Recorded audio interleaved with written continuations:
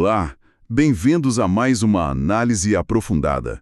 O material que a gente tem em mãos hoje é o Caderno de Estudos de número 40, do projeto Aelero Turbo, uma produção do professor Dr. Marcelo Lessa, que idealizou e, claro, é o mentor do projeto.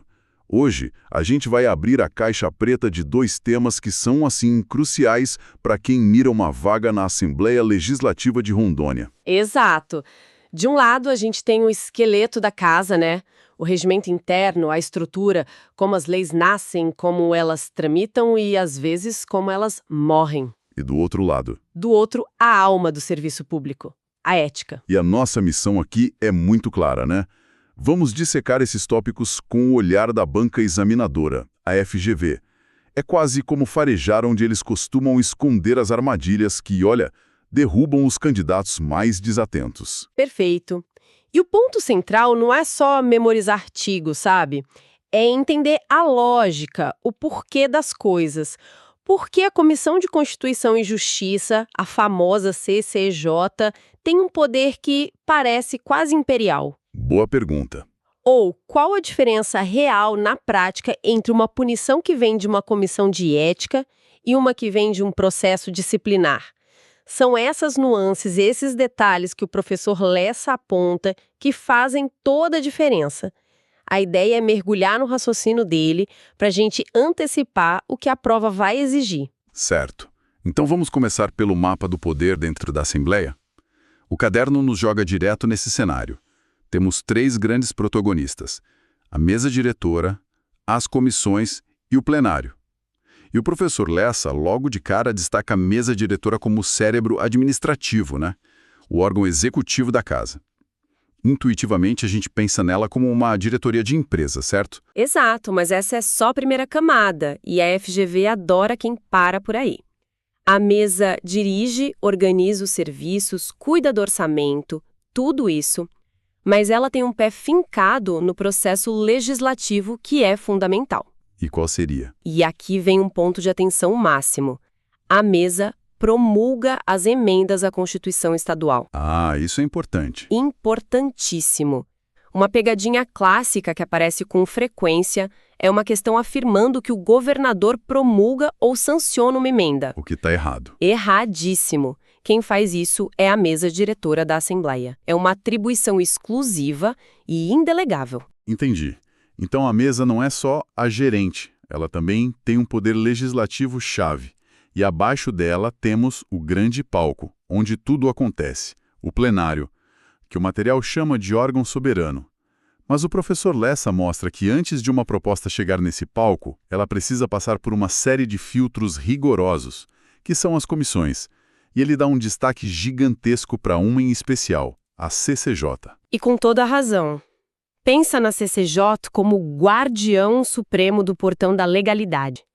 Antes de se discutir se um projeto é bom, se é ruim, popular ou impopular, a CCJ faz a pergunta fundamental. Ele pode existir? Se ele é válido? Isso. Ele respeita a Constituição? A lei? A técnica legislativa está correta? É um filtro puramente técnico. E o ponto que o professor Lessa martela, porque a FGV ama cobrar, é o chamado poder terminativo do parecer da CCJ pela inconstitucionalidade. Poder terminativo. Isso soa forte. O que isso significa na prática? Que uma única comissão pode simplesmente matar um projeto de lei? Exatamente isso. Significa que a CCJ atua como um guardião com poder de veto. Imagina um projeto super popular que tem apelo da mídia, mas que tem um defeito de nascença, um vício de origem. Se a CCJ analisa e seu parecer é pela inconstitucionalidade, o projeto é arquivado. Fim de papo. Fim de papo. Ele nem segue para as outras comissões de mérito, nem vai para o debate no plenário. É um poder de filtro imenso. Uau, isso é contraintuitivo. A gente sempre imagina que tudo acaba sendo decidido no voto, lá no plenário. E aí está a armadilha que a banca prepara. Ela vai afirmar que o parecer da CCJ é apenas opinativo, ou então que o arquivamento é definitivo. E as duas estão erradas. Ambas estariam erradas, porque existe uma válvula de escape, uma exceção que precisa estar na ponta da língua. O projeto pode sim seguir para o plenário, mesmo com parecer contrário da CCJ.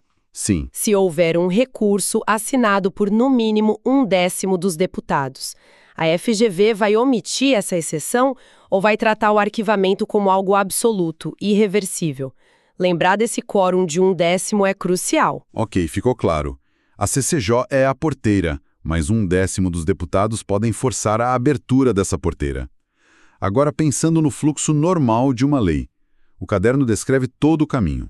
Protocolo, leitura em plenário, análise na CCJ, depois nas comissões de mérito, até chegar ao plenário para votação. Mas e quando o cenário exige pressa? O material fala do regime de urgência. A minha intuição diz que, com urgência, vários desses passos são pulados. É isso? E essa sua intuição é a melhor amiga da banca examinadora. Já entendi. É um erro clássico pensar que urgência significa atropelar o processo. O professor Lessa deixa isso bem claro. O regime de urgência que pode ser solicitado pelo governador, por exemplo, ele não elimina a necessidade dos pareceres das comissões. Não elimina. Não. O que ele faz é dispensar os interstícios, ou seja, os prazos e as formalidades de publicação. A tramitação acelera, mas não ignora etapas. Os pareceres da CCJ e das comissões de mérito ainda são obrigatórios. Então, qual a grande mudança na prática? A mudança é que esses pareceres podem ser emitidos oralmente, ali mesmo durante a sessão no plenário. Não precisa passar pela reunião formal da comissão, publicar o parecer, esperar o prazo, tudo é condensado. Mas a análise, a opinião técnica precisa existir. Ah, entendi. A questão de prova perfeita da FGV diria que o regime de urgência dispensa os pareceres das comissões, ou dispensa todas as formalidades. Falso. Falsíssimo. Ele dispensa os prazos, não a análise. Entender esse processo todo, o poder da CCJ, as regras de urgência, isso mostra a complexidade da máquina legislativa. Mas uma máquina, por mais bem desenhada que seja, só funciona bem se as pessoas que a operam seguem um código de conduta.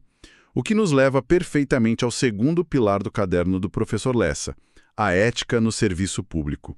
E ele começa com um tema pesado, o decoro parlamentar. Exatamente. O decoro parlamentar é, em essência, a conduta exemplar que a sociedade espera de um representante eleito.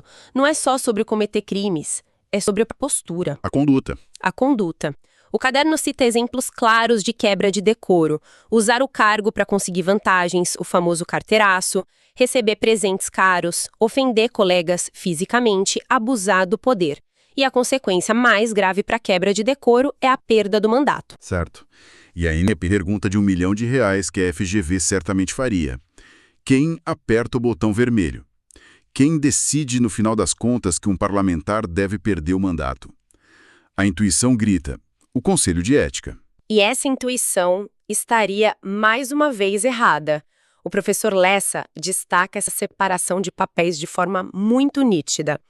O Conselho de Ética e Decoro Parlamentar é o órgão de instrução. Ele investiga. Ele investiga, ouve testemunhas, reúne provas, garante a ampla defesa e, ao final, emite um parecer. Ele opina pela cassação ou pelo arquivamento, mas a decisão final, soberana, de cassar o mandato é do plenário. Ah, então é uma dinâmica parecida com a da CCJ. Uma comissão opina, mas o plenário decide. Precisamente. E tem mais um detalhe técnico decisivo. Essa decisão do plenário exige um quórum qualificado. A cassação só acontece pelo voto secreto da maioria absoluta dos membros da Assembleia. Não é maioria simples dos presentes. Não, é maioria absoluta de toda a casa. A FGV vai tentar confundir esses quórums ou misturar as atribuições, dizendo que o Conselho de Ética pune ou caça. Errado. Ele investiga e opina. Quem decide é o plenário, por maioria absoluta. Separar esses verbos investigar, opinar, decidir é a chave da questão. Perfeito. Saindo da esfera dos parlamentares, o caderno mergulha na ética do servidor público efetivo. Ele usa como base o famoso Decreto 1171 de 94, o Código de Ética do Servidor Público Civil da União, que é referência para todo o país. E aqui, o material foca no poder da Comissão de Ética. A pergunta é parecida. Qual o poder real de punição dessa comissão? Ela pode demitir um servidor, por exemplo? Este é talvez um dos maiores focos de erro em provas sobre ética. A resposta é um sonoro não.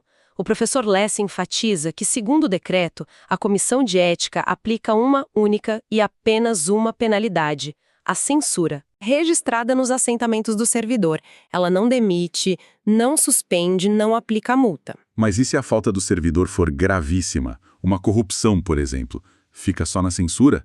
Isso parece pouco. Não, e essa é a grande sacada. A função da comissão não é a punição máxima. É ser um órgão de conscientização, de educação e de aplicação dessa sanção moral, que é a censura. Se durante a apuração a comissão percebe que a conduta do servidor pode configurar uma infração disciplinar punível com demissão, suspensão, etc., o que ela faz? Encaminha. Exato. Ela encaminha a sugestão para a autoridade superior competente para que seja instaurado um processo administrativo disciplinar, o famoso PAD. É no PAD que as penas mais graves são aplicadas. A banca vai colocar demissão e suspensão como alternativas de punição da comissão de ética só para induzir ao erro. É preciso ter essa separação muito clara. Ótimo. Vamos solidificar isso. O caderno propõe algumas questões rápidas, no estilo que a FGV adora. Vamos passar por algumas delas. Primeira, bem direta. Na ausência do presidente da LRO, quem o substitui? A linha de sucessão é clara. O primeiro vice-presidente, depois o segundo vice e assim por diante, seguindo a ordem da mesa diretora. Parece simples, né? Mas a banca pode criar um cenário complexo envolvendo vacância de vários cargos, para tentar levar o candidato a pensar em alguém de fora. Como o presidente do Tribunal de Justiça? E de sucessão do governo do Estado, não da chefia do Legislativo. Boa. Próxima. O governador vetou um projeto de lei aprovado pela Assembleia. Esse veto, se não for analisado logo, pode paralisar os trabalhos da casa. Ele tranca a pauta. Sim, pode, tranca. Se o veto não for apreciado pela Assembleia no prazo de 30 dias a contar do seu recebimento, a pauta de votações fica sobrestada. Isso significa que nenhuma outra deliberação pode ser votada, com exceção de algumas matérias urgentes. Até que o veto seja resolvido. Até que o veto seja finalmente analisado. É um mecanismo de pressão para forçar o Legislativo a dar uma resposta ao chefe do Executivo. Agora uma mais complexa, a questão 07 do material, que é puro suco de FGV. Um deputado estadual apresenta um projeto de lei criando novos cargos na estrutura da Defensoria Pública do Estado. Pergunta: o parecer da CCJ deve ser pela inconstitucionalidade formal. E aqui a gente precisa pausar num conceito que o professor Lessa explora muito bem, o vício de iniciativa. O que seria isso? Pensa nisso como uma regra de quem pode começar o jogo. Em certos assuntos, a Constituição diz, olha, só o chefe daquele órgão pode propor a lei. É o caso da organização do Judiciário, do Ministério Público e, aqui, da Defensoria Pública, que tem autonomia. A competência para propor leis sobre seus cargos e sua estrutura é privativa do defensor público geral. Então, mesmo que a ideia do deputado seja excelente, ele não tem a legitimidade para dar o pontapé inicial nesse assunto específico. Exatamente. Se qualquer outra pessoa, como um deputado, tenta iniciar esse jogo, o juiz, no caso a CCJ, apita a falta. O projeto já nasce com um defeito insanável, um vício formal. Não se discute nenhum mérito, a CCJ barra na hora. A FGV testa incessantemente esses vícios de iniciativa, trocando os poderes e as competências. Fantástico. Vamos para outra questão 08 sobre as CPIs. A gente sabe que elas têm poderes de investigação enormes, poderes próprios de autoridade judicial. Mas o material destaca que há um limite claro. O que uma CPI, por mais poderosa que seja, não pode fazer. Elas não podem determinar a busca e apreensão domiciliar. Isso é fascinante, porque a gente vê na TV a CPI com um poder que parece quase ilimitado, quebrando o sigilo bancário, fiscal, telefônico, convocando ministros. É verdade. Mas o grande divisor de águas é a porta de casa. A inviolabilidade do domicílio é uma proteção constitucional tão forte que só pode ser relativizada por uma ordem judicial. É o que a gente chama de cláusula de reserva de jurisdição. Esse ato específico exige a assinatura de um juiz. Esse é o limite que nenhuma CPI pode cruzar sozinha.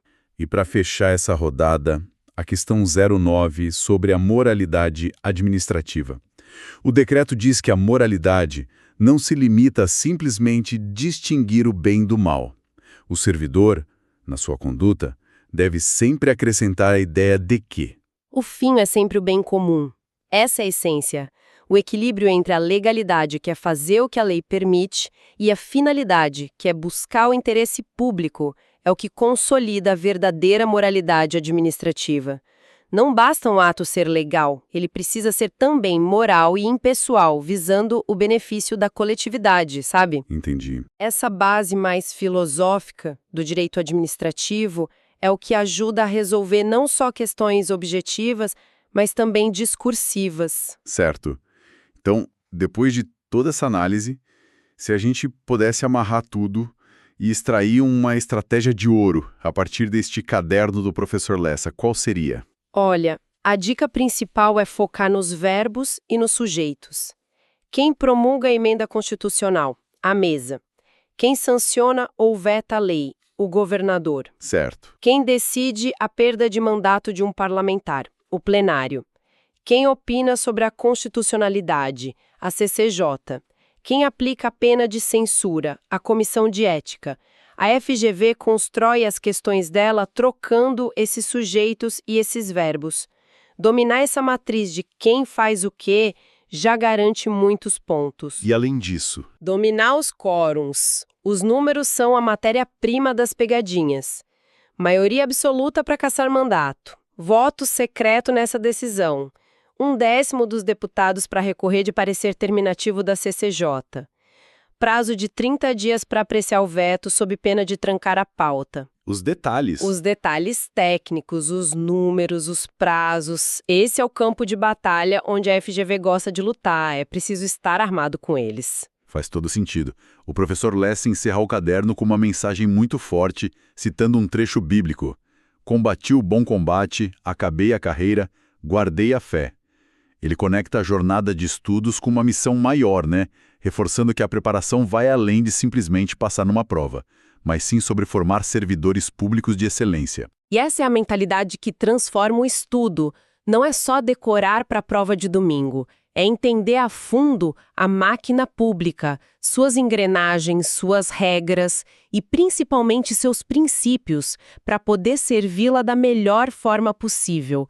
Quando se estuda com esse propósito, a vitória na prova se torna uma consequência natural desse entendimento profundo. Para a gente encerrar, fica uma reflexão final que o próprio material nos provoca.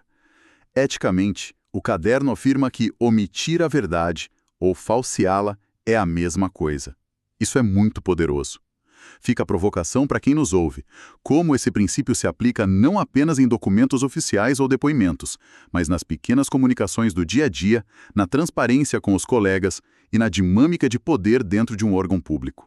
Esta foi a nossa análise baseada no caderno 40 do projeto Alero Turbo, uma obra do professor Dr. Marcelo Lessa. Agradecemos a atenção. Para mais conteúdo estratégico como este, não deixe de acompanhar o canal.